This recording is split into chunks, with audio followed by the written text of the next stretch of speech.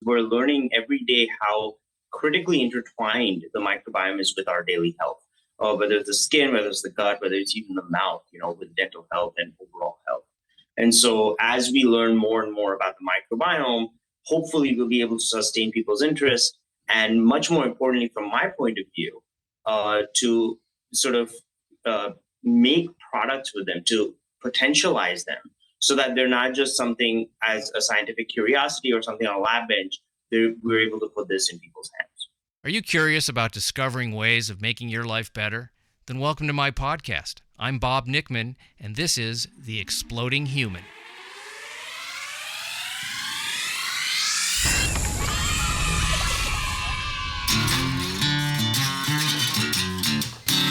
Listen in while I talk with all kinds of people in the fields of personal growth, health and healing, alternative therapies, psychology, spirituality, environment, and the future.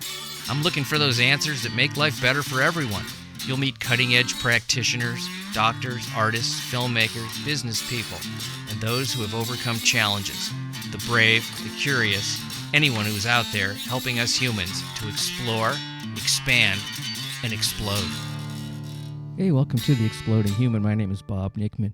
My guest today is Dr. Yug Varma. He is a scientist, and we are going to be talking about his company, Phyla and the microbiome, and how he has worked with his company to develop a cure for acne.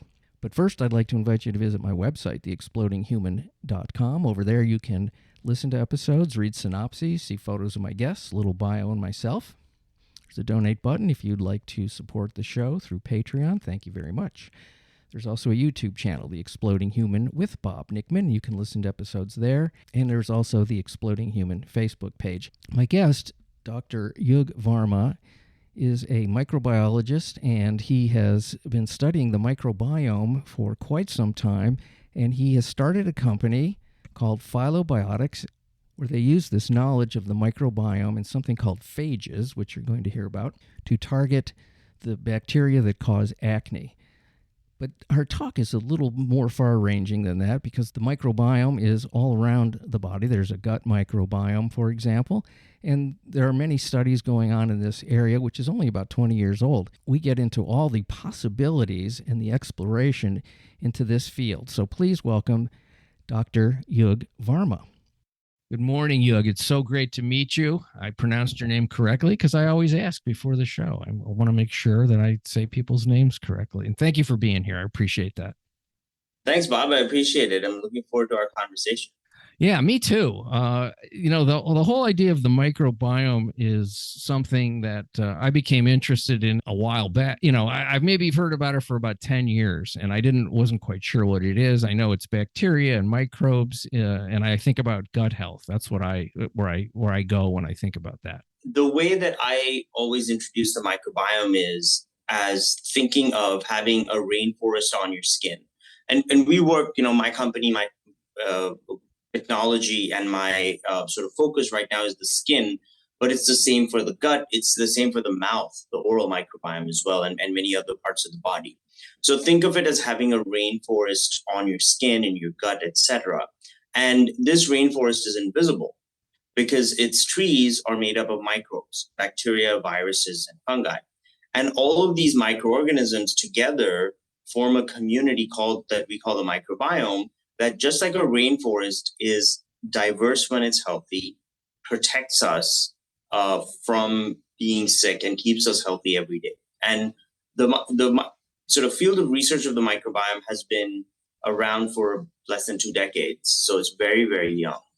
But it's been really fascinating to be part of it, where so much has come out almost on a monthly basis. You see some really, really fascinating insights or sort of stories that are told about the microbiome.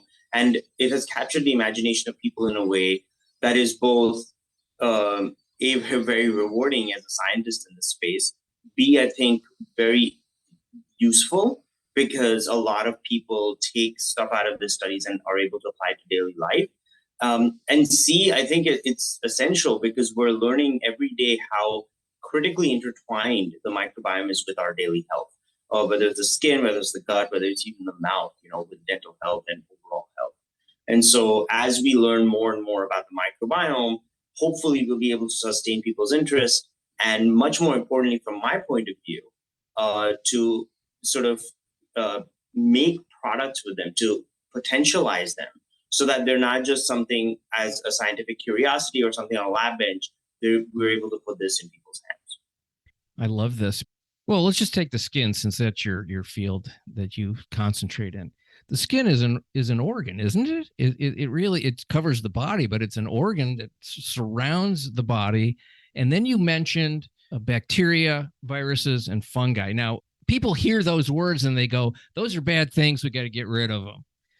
And that isn't the case, because that is what we're made out of, those things. And, you know, when I think of, oh, you got a bacterial infection, you have a virus that's going to make you sick, but they're not all things that are damaging. And we, as human beings, have been taught to get rid of them and destroy them, and they're bad.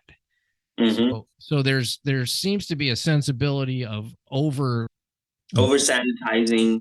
Yeah, that's the word. Sanitizing. Simplifying.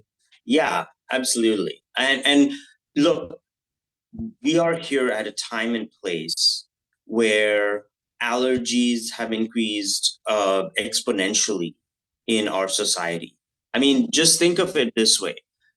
Peanut butter and jelly sandwich is, I can't think of anything as quintessentially American as that. You know, maybe apple pie, but peanut butter and jelly is pretty close to second. Kids going to school nowadays can't have peanut butter and jelly sandwiches because of the rise in allergies and asthma, and they're deadly, and rightly so, right? Because these allergies are life-threatening. But it just goes to show that something that was so commonplace a few generations ago, now you're seeing these islands of allergies and stuff that are really, really severe. And this is not the natural progression of our society, or that our health should be taking. You know, it's not like, oh, peanut butter, it's a known toxin, it's a known poison, very few people can deal with it. Yeah, no, everyone used to eat peanut butter. Now, you know, we have people with severe allergies, and the incidence of allergies, asthma, sensitivity, etc., has a large in large part happened because we over clean, we over sanitize, we're not going outdoors, we're kind of trapped in a smaller and smaller space. And I think with the pandemic, what's happened is, obviously we've been stuffed into smaller and smaller places. Our isolation has been enforced, but I think that's actually triggered something complementary, or something on the other side, where people are saying, oh, you know what? I'm cooped up in my house. I do want to go out. I'm cooped up in my house. I do want to take care of my health. I want to watch what I eat. I want to really think about the things that I put in my body. I want to research some things. I want to try a few things. And more importantly, I want to make sure that what I'm doing has a real impact. And so that's kind of part of the movement we're in. Well, I'm hoping that we, you know, to start to go out and be around people more. That's what I'm doing. You know, at some point, if we let fear become the guiding force in our behavior, then we're going to have the results of that. So I'm trying not to be afraid. I'm trying to be wise, educated, aware, but not live in fear. Yeah, 100%. This is an interesting thing to me. I have a person that I go to who's a healer, and she does energy work, but she also does acupuncture, and she has she has focused on, when she does her acupuncture needles, to the gut. And that's where most of the needles are being placed. And her, as she studied this, she says that gut health is like the center of the body that goes to everything else, including, this is a really interesting part, and it might be a little out there for people, but there's an intelligence there that can go to the rest of the body, the heart, the brain, the skin, everywhere, kind of emanating from this central thing that we don't think of as having intelligence. Some of the observations that have been made with the microbiome and with the gut might be quite enlightening here. So obviously the first point is that serotonin is a neurotransmitter that, most of us have heard of. It is critically important for nerve development and nerve function. The funny thing is that 90% of the serotonin in our body is produced in our gut, outside of the nerves, inside the lumen of the gut, meaning the intestines where your food is being digested. Okay. We're still trying to figure out the significance of that, whether a bunch of that is shunted to our nerves, what happens if that serotonin production is reduced. And there's these very tantalizing sort of hypotheses about, does the serotonin produced in the gut have any response for things like our mood and our like brain function and stuff like that? We just don't know the answers to that, but people are looking into it. The other observation is that there is this major nerve that is connected to our digestive system called the vagus nerve. And there have been many experiments that have been done looking at what the vagus nerve transmits to the brain. If you cut that off, what happens? And it's really, really interesting because in some cases, this sort of gut superhighway, this of information that the vagus nerve is bringing to the brain, it turns out is quite interesting in a number of contexts, for all sorts of other functions of the brain and other functions of the body. And so, this just serves to highlight that our body is an interconnected net of systems. You can approach a problem many different ways. Some ways will be more useful and productive than others, for sure.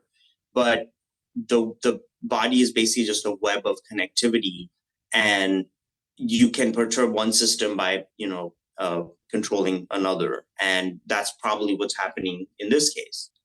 I love the idea of a super highway from the gut to the rest of the, through the vagus nerve. Now, this is an interesting thing because I was telling you, I was just speaking to my daughter who's she's in her first year of medical school. So she has just started going into the hospital near where she is studying. And she was telling me this morning that most of the patients that they've been seeing have multiple issues. They're not just in there for one thing. They may have, a heart issue, but they also have diabetes and they have gastro problems and she goes, it's like 10 diagnoses for most of these people that are in there. And that sort of speaks to this idea of something emanating from the center of the body that's breaking connections or damaging the connections, because you're talking about the body being interconnected, and that it's creating multiple issues. So, previously we sort of looked at, not you and I, but medicine sort of looked at the body like a car. The carburetor's broken, we need to fix that, and we don't look at the rest of the car. We fix that and it runs. So she was saying how difficult it is when you're treating someone, because you really have to treat a lifestyle which is not really something that a hospital is equipped to do, it doesn't seem like. I have two thoughts. One thought is that this is, I guess, a condemnation or really a state of how our healthcare system works, which is people feel like they can or should only go to the hospital when stuff is literally breaking down.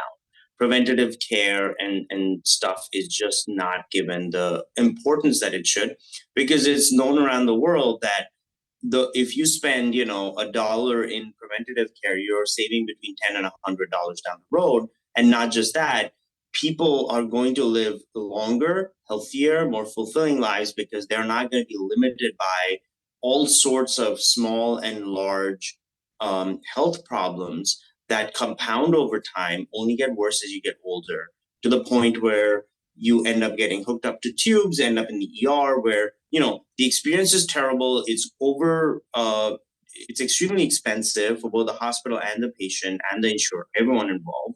And the outcomes are never great because they're just trying to patch you up and get you out the door. So that's my first thought. The second thought is, I think this is why people find integrative medicine and things like that so attractive. And this is why a lot of the times integrative medicine and stuff works for them, because, as we've discussed, the body is an interconnected web of systems. And it's also sort of a homeostatic system. So if you abuse it over time, it will run down. And then you show up and you're like, oh, I have a pain in my arm. And they're like, well, you might be having a heart attack, but no, you're pre-diabetic and you have this, that, and your knees are giving way. Where do I even start? But there are then some wholesale structural changes you can make to your lifestyle and your diet and exercise and all of that, that will not be a, cure that's instant, that's a patch, that's a cure-all, but over time it will get you to a better place. Yeah, that's what I found for myself. I mean, I started pursuing, healthier lifestyle many decades ago, and it's been a slow learning process. One of the reasons I do the show is to kind of have a place for people to come to find out about stuff that I had to find out on my own, that I didn't have a place to go. So thank you for being here to help with that. I love this idea of interconnectedness between the parts of the body, the whole body. And I sort of see it as the whole universe is really when I think about it, because when you go from the body, then you go to the environment that the body is in, and then you go to the earth, and then you go to the solar system, and then it's, I'm going out there now. Here we go.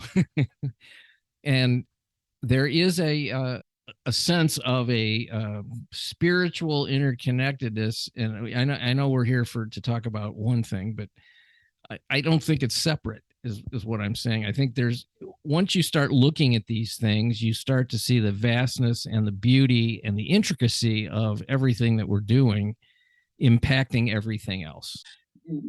Just as an example, the way we interact with our environment is so critical. Now we do know that exposure to certain antigens in early life is really important for our immune development, and that impacts a lot of stuff. Obviously, allergies and asthma, but even metabolic development, all sorts of stuff. And so we're obviously learning more about this every day, every year, as we go on and do more research. But the idea then is, as simple as when you're young, go to the playground, play in the dirt. That's good. And it's not only good, it's a kind of essential for you, because if you don't get that, your immune development gets stunted or changed in a way that will cost you later on.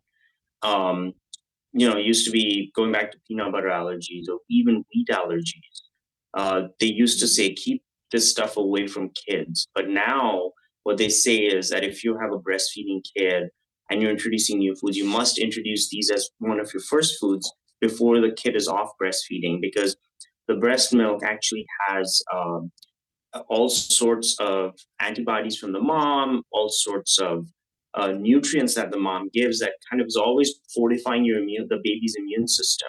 It's always talking and calibrating and kind of, reaching into and changing things. And so you want that window of time to be an overlap so that the potential allergen that you're introducing to your kid, it's not an allergen, it's a food. The food that you're giving to the kid is being modulated by the mother's immune system. And through the help of her input, the kid's immune system can then recalibrate or calibrate to a setting where it's not over responding or under responding, and helps you go on to lead a healthy life. So breastfeed everybody. I mean, just the women, I think. I don't think guys can do that yet. We'll figure that one out later. So my daughter was telling me about some research that she read, and then I want to get into what you do specifically, but I was fascinated by this, that there's some studies going on with twins that eat the same, but one twin is a little heavier or a lot heavier than the other twin. So I guess they find these people, and then they look at the bacteria in the gut and to see where the differences are, and that they're finding that is the case, and how to and then I guess then the research would go to, well, what do we change so we can alter that situation so for optimal health for the one that, and I don't know why one twin is doing something different when they have pretty much the exact same genes. Have you heard about that? Yeah. This was a really pretty recent study. It was very fascinating because what they actually did was they took the gut microbiota of these two discordant twins, or twins with discordant outcomes, I should say. And so one twin is thin, the other twin is heavier or overweight, and whatever the case may be. And they took the poop from the thin one and the poop from the the heavier twin, and they put them in mice, germ-free mice. And they gave the mice the same diet. And the result was that the germ-free mice that got the poop from the thinner twin stayed thinner. And it was basically the metabolic signatures of the donors of the poop was carried over into the recipients. And that is crazy, because they're two mice being fed the same diet, the same everything. They're genetically similar, or not. I don't remember if the mice were identical, but they were basically the same mouse. And the difference, the divergence in their metabolic function was just so dramatic and so continue. It wasn't random. It was the microbiome had a huge effect in calorie uptake. Now, this has so many implications, right? First, it's saying poop can make you thin. It's the right kind of poop. Sure. The second is, people who are overweight, have been overweight for a time, find it hard to lose weight and get discouraged, saying, hey, I'm trying so hard, right? I really want to be this weight or healthy or whatever it is. And I feel like I'm just running up against a wall. And I see people walking in, walking out, eating whatever they want. And it's so frustrating. Sure. And this is just another insight of how we can help these people, but also mentally, emotionally, that they need to give themselves a break, because they need to understand that it's not just the exercise that you do or the stuff that you eat. Sometimes there's things out of your control, like your microbiome, that you may not have been aware of up until this point. Are they doing that experiment with actual feces from one person to another? Yeah, they've transferred feces from a person to a mouse, and that's what they did. Ethically, it will be more challenging to go from one person to another. I don't know if you or your listeners know a lot about fecal transplantation, but this is something that in recent years, this was one of the breakout stories of the microbiome, which was there's this deadly infection, a bacterial infection of the gut called C. diff, which is an infection by a bacterium called Clostridium difficile. Yeah, familiar with that. Mm-hmm. It's horrible. It really is. For decades and decades, sometimes for the rest of their life, people who have it are chronically bedridden, can't leave the house, have constant diarrhea, just miserable, pain all the time. It's horrific. It's essentially sepsis of the intestine that doesn't kill you. It's very common in hospital settings, from what I understand. People get it in hospital settings. People get it after maybe an antibiotic dose or surgery or whatever. So the solution for that bacteria is it's usually drug resistant, and you cannot kill it with antibiotics. Sometimes if it's severe enough, you go to the hospital and they start resecting your colon, which means they start taking off pieces of infected intestine. But that very rarely works, because the stuff just spreads, right? So, and it's very difficult to find a medical cure for it in the classical medical sense. And so people then took poop from a healthy person, put it in these patients, and the cure rate is incredible. There are no side effects. Cure rate of very, very, like high 80s or something, I think, from one of the studies. In fact, the one of the studies was so successful because they always have patients to whom they give a placebo. They actually stopped the trial midway because the treatment was so effective that it was not ethical for the placebo group not to get this. Oh, yeah. It was so good that they said, oh, the people in the placebo group were suffering. It's not ethical, knowing what we know from this trial, for how safe it is and how effective it is, for us not to give it to them. So then they had to give it to them too. So there's that, right? There's that amazing thing. There was a recent case study where someone's C. diff infection was cured by a poop transplant, but the donor of that fecal matter was obese or overweight. And this person their C. diff was cured, but they put on a ton of weight. They became obese within a matter of, I think, a few months or a year or so.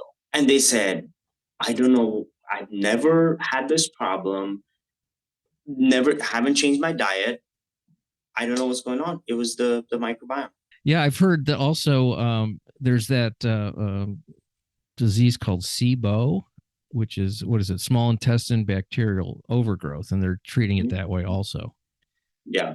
Yeah, this is fascinating stuff. Okay, now I want to talk about your specific area, because that's why you're here too. We want to find out about the skin and acne and how the microbiome affects those things. I know a lot of people suffer with, skin issues. I had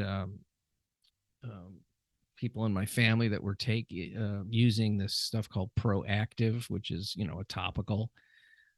And there's a topical approach, and then there's the internal approach to changing, I guess probiotics is what we would call it, to take something that would change the microbiome. So I'm going to let you explain what you do and how that works. To start with, acne is, an inflammatory condition of the skin. It's the largest, dermatological condition that exists. Dermatologists see acne more than any other condition. There's obviously many factors, right? What causes acne is a constant refrain, and it has many factors like diet, stress, hormones, genetics. We all know this. Main factor in acne, which has been found by microbiome research, but also bolstered by decades of research, is the overgrowth of one bacterium called Cutibacterium acnes, or C. acnes. Now, you don't have C. acnes on your skin until puberty. Which is why young kids don't get acne, right? Their skin is pretty amazing and it's fine.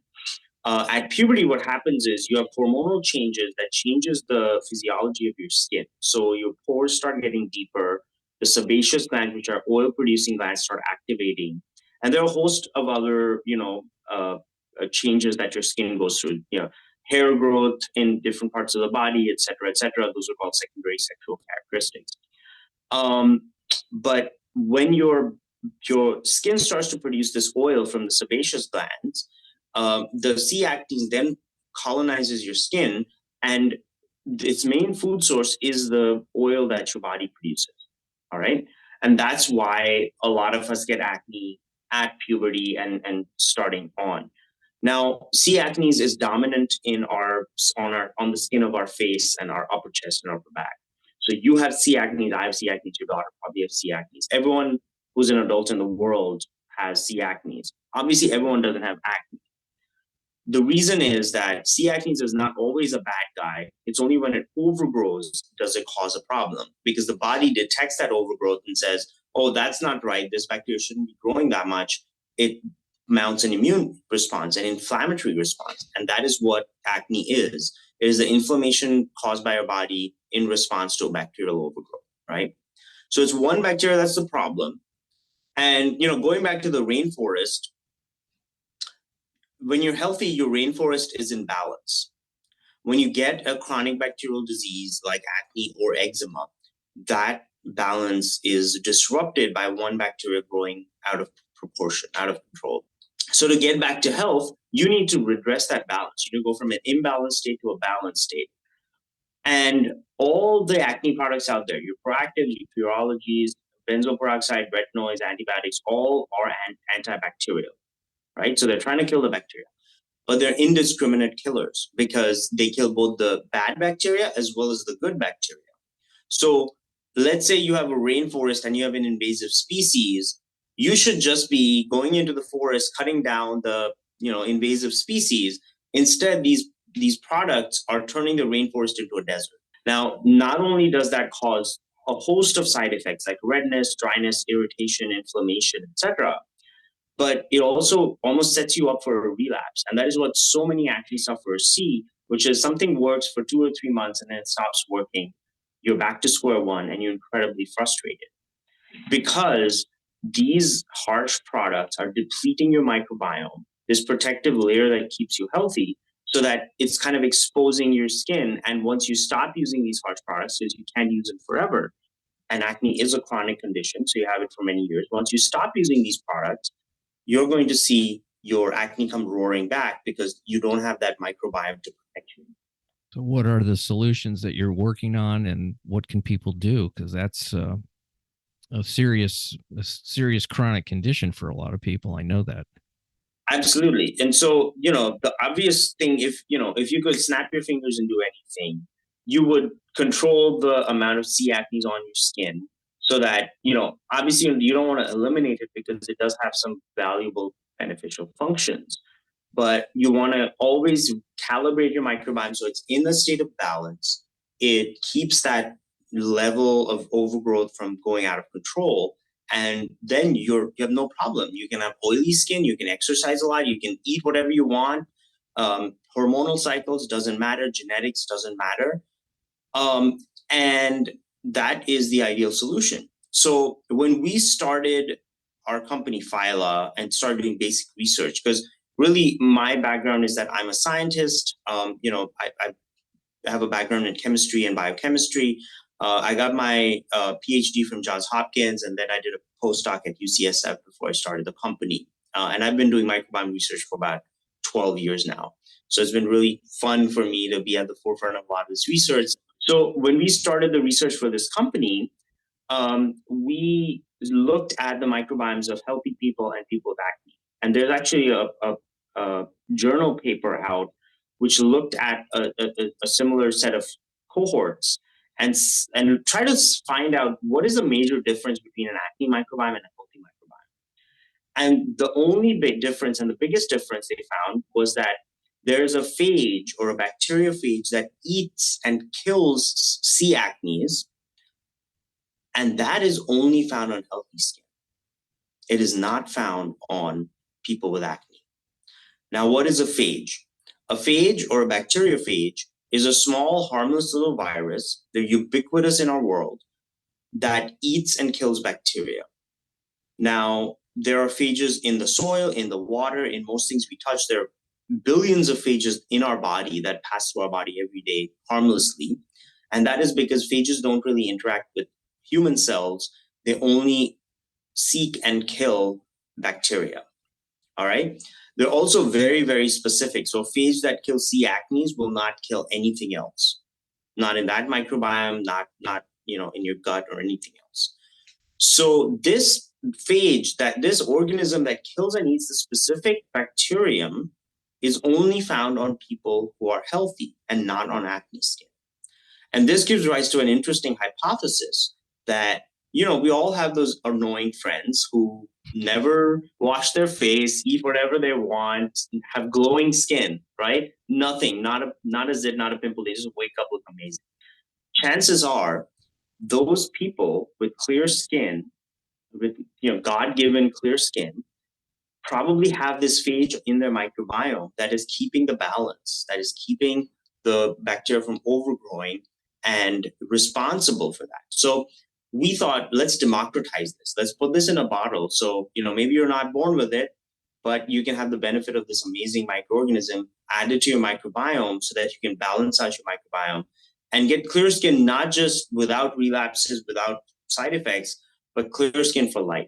Because we're not in the business of, this will work for 2 months and then you'll be disappointed and move on. No, we want to have you on that path and stay on that path for life. So you've developed a product that has this phage in it, is what you're saying. Exactly. So, 6 years of research led us to that. And it was also challenging to formulate it because it's a live microorganism in a cream formulation. It's actually quite technically difficult to do. But we launched this a couple of years ago, and we've helped tens of thousands of customers. We've had a great response. We're overwhelmed by it. A lot of the times people come to us having tried everything under the sun. They've gone to Proactive, they've gone to Curology, they've gone to their dermatologist, and they're sick of just being on that hamster wheel of, it works, then it stops. This is promising, then it's disappointing. And then they say, wow, this is the real stuff, and I'm not looking back. So it's a cream that you put on the skin, a topical. Correct. It's a topical serum. It's part of a system that we call the Phyla system, which is a minimalist, very, uh, sort of three-piece system that you can incorporate in your regimen. It's a cleanser, a serum, and a moisturizer. The serum has our phage technology in it, the live active phages, and the cleanser and the moisturizer support this product, the live phages, but are also just great ways to open up your pores, prepare the skin for receiving the phages and the serum, and then moisturizing your skin. Because remember, oil is not the enemy; the overgrowth of bacteria is the enemy. And if you dry your skin out, you're going to get premature aging, fine lines and wrinkles. Your skin is not going to be as healthy, and you'll see the effects of that for the rest of your life. Does it change the microbiome permanently, or is this just an ongoing regimen that you need to do? Or by using this, does it actually improve the microbiome? It does improve the microbiome. So we did a clinical trial because we wanted to get hard data on what the mechanism is, how this is working. Because although we've known about phages for over 100 years, there hasn't been a lot of clinical data. There has been a lot of sort of applied research on phages that is available, that is sort of trustable. So we did a third-party clinical trial that was randomized, placebo-controlled, kind of the gold standard. And what we found was that not only does this kill the C. acnes on the skin, improve acne, but it actually changes your microbiome for the better by making it more diverse. People with acne are known to have lower microbiome diversity than people with healthy skin. And it's thought that if we can boost this diversity, then we can improve their acne. The second is that there are, throughout the world, every society, whether you're in Asia or Africa or Europe or Americas or Australia or Oceania, the prevalence of acne is about 85%. However, there are certain pockets of humanity, pre-industrial, pre-contact societies, like the Yanomami tribe in Brazil, in the Amazon. There are some tribes in Africa, which live kind of the primitive hunter-gatherer lifestyle, where acne is not known to exist, or it exists very, very rarely. So the Yanomami people, they do not have acne, they do not have eczema, they have a number of other fantastic, cardiovascular, metabolic kind of outputs. And one way in which their acne-free skin is different from ours is that their skin microbiome diversity is off the charts. And so it turns out that microbiome diversity on the skin is a key long-term indicator of skin health. And if we can boost it like we've shown we can with the phages, and the results were really quite dramatic. It was like almost every single patient that we saw had their microbiome diversity increased by the end of the trial. Then we are setting people up for clear skin for the long term, for the rest of their life. What we've learned from our studies is that for reasons we don't know, phages are quite happy to live on healthy skin, but they don't engraft or take hold very easily on acne skin. And so it turns out that you do have to apply this regularly for the recalibration of your microbiome. And we have customers who are doing this in all sorts of ways. Customers who have, blotchy skin or inflamed skin, don't have full-blown acne, but are seeing results. Parents who are using this on preteens saying, hey, can I start recalibrating my microbiome as they're changing before the, acne shows its ugly head? And, we don't have the hard data for that because each of those is an independent trial. Really fascinating stuff. You'd think that if you combine that with a healthy diet plus the topical, that there would be an enormous improvement in that condition.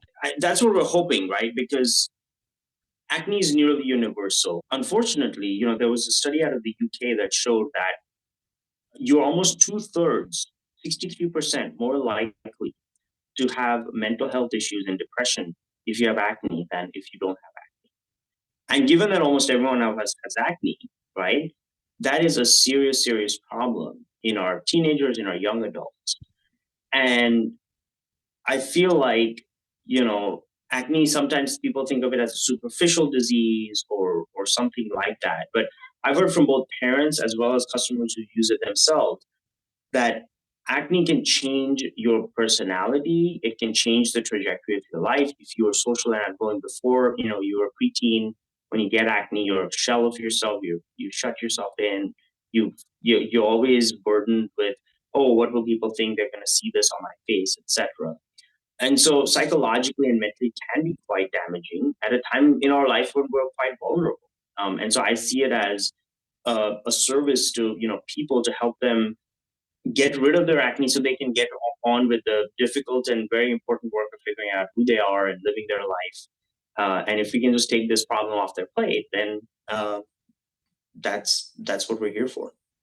Yeah, it's a little bit of a cruel joke that it comes right at the time when you want to be the most attractive to other people. You want to look like the best you can. And you're already insecure because it's all new. Mm-hmm. And then you throw that in. It sounds awful. I mean, I had the sort of standard amount of pimples as a teenager, but I didn't have that, and I was always happy about that. I mean, even getting like that.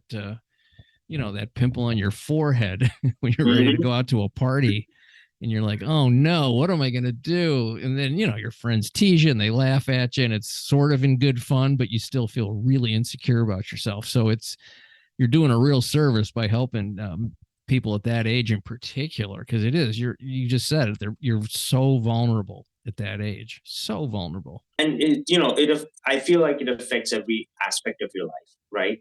If you're going to school or work or college or hanging out with your friends, right? Or going to the movies where you don't feel like someone's going to, that you're going to meet, but you're like, oh, people are looking at you. And, if you have a zit on your forehead, sometimes you feel like you're 90% zit and 10% you. Whereas in truth, you're probably 1% zit, and most people who see you, you're thinking, oh my God, spotlight on the zit. Every time someone sees you, they can't see anything but that. The reality is most people won't even notice it. But I mean, I think it's a critical part of having acne. And if we can help solve that by solving your acne, then two birds, one stone.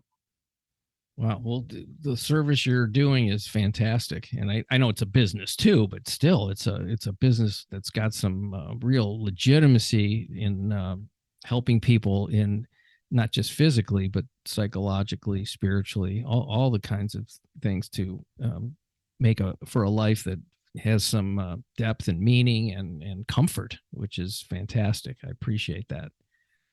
Yeah, thank you. It really has been sort of a mission for me, because I'm sort of an evangelist for the technology, and I really believe in it. And I think it can impact not just acne, but it can provide sort of relief in many other cases as well. Things like eczema and so on, where the alternatives, the current treatments are quite primitive or, quite harsh.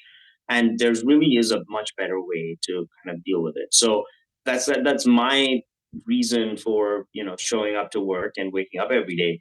My co-founder, Maria, we met early on and started the company together.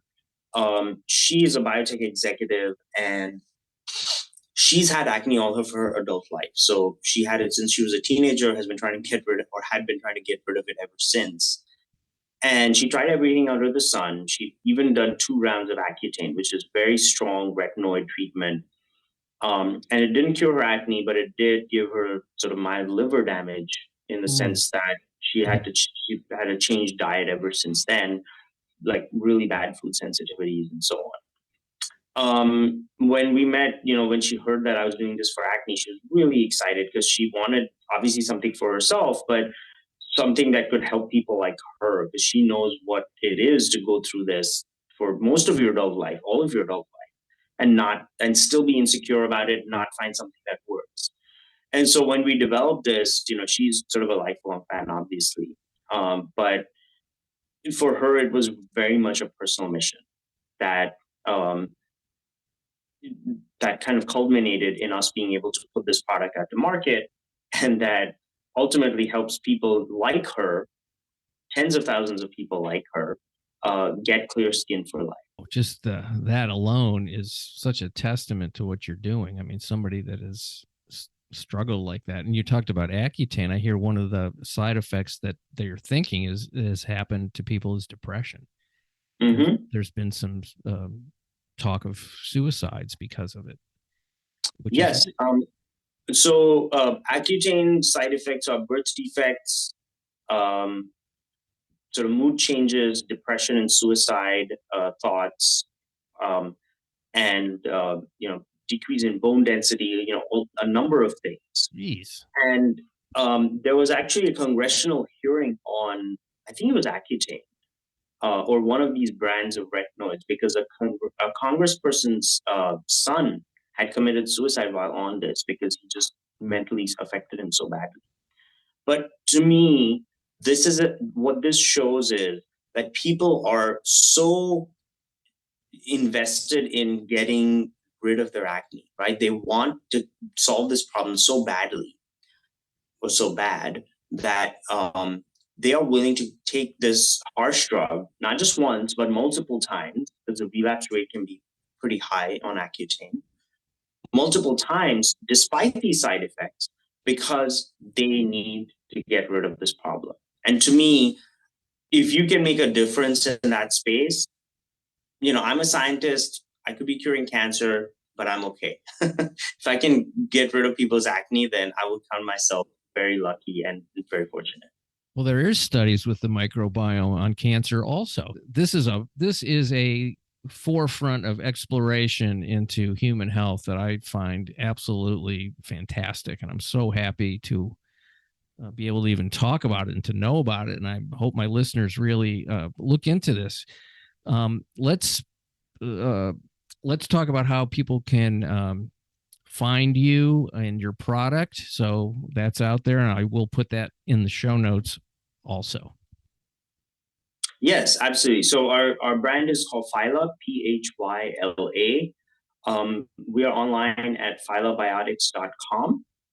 And we're also on social, everywhere, Twitter, Instagram, Facebook, and now TikTok at Phylabiotics. So at Phylabiotics is a handle for all of those. And on phylabiotics.com, you can learn more about our science, about our clinical study, you can educate yourself about how this approach is different from all the other products on the market. Educate yourself, make your own decision. We have a lot of information and guidance on our website. And I hope we can make a difference in your life.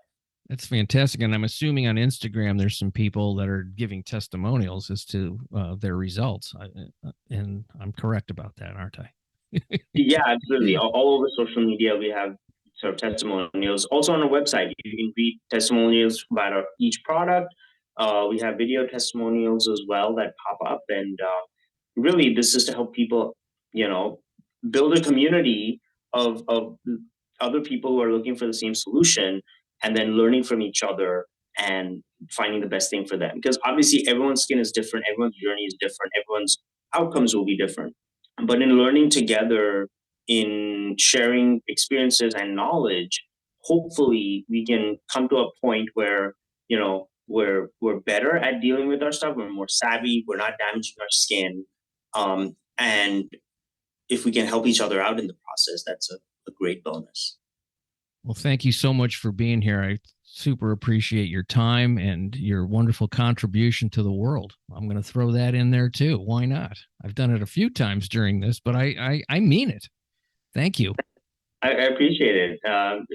It's been a lot of effort and science and research, and every startup obviously has its struggles, but it's just been really, I tell my CEO Neil that when I'm having a bad day, all I do is go over to our website and read some of the reviews, and it perks me up because it kind of reminds you why you're in the game, what you're doing this for. Yeah.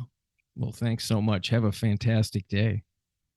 Thanks a lot, Bob. Thanks so much for listening to The Exploding Human. After the episode, Dr. Varma said that if you go to his website, phylobiotics.com, phylobiotics.com, and enter the code EXPLODE, you can get a discount on his products. So check that out. Once again, the website is theexplodinghuman.com. There's the Exploding Human with Bob Nickman YouTube channel and the Exploding Human Facebook page. Big thanks to Dr. Yug Varma for a wonderful talk, and have a wonderful day. Thank you so much for listening.